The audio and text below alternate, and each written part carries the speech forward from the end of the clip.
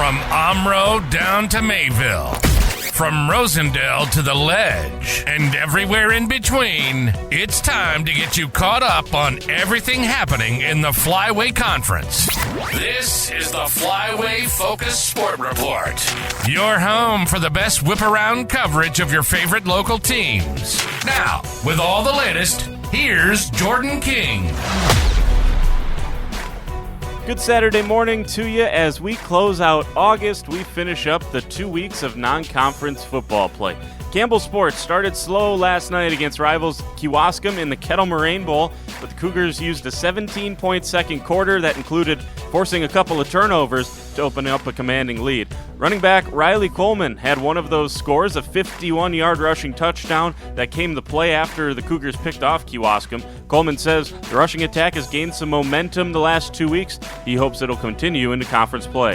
We started off a little rough, but we cleaned it up pretty good. Ended up running the ball really good, so hopefully we can carry it on to next week. Coach Todd Wondra says the team always goes into the Kewaskum game as if it were a conference game, as the rivalry game got a little chippy. This is a rivalry game, and more or less a conference game is how we look at it. We played them in the same conference and play them in every sport, so you go into it, it's a conference game, and it's never easy. It started that way, and we cleaned some stuff up, and then we were able to start moving the ball, running the ball. Defense played great tonight, guys flying all over. The Cougars ended up pouring it on 45-14 the final. Springs went to Madison Edgewood last night and once again proved to anyone that might have had doubts about this year's team that the Ledgers will still be right there at the end. Springs dominates at Breeze Stevens Field down in Madison to the tune of a 27-10 win.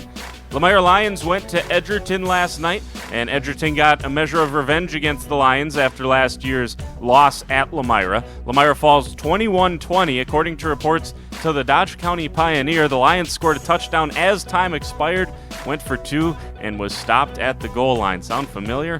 Lemire falls to 1-1.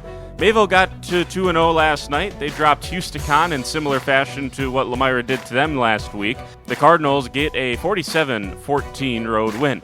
Winnebago Lutheran had no issues with Chilton last night, as some offense was a sight for sore eyes for the Vikings. They hang 47 on Chilton and get the shutout defensively. And finally, Omro got pounded in a rivalry game against Winneconne, 60-7 the final there. The Foxes have already surrendered more than 100 points this season. We'll have more on all these games on Monday's report when we have more stats that have been reported and available to us.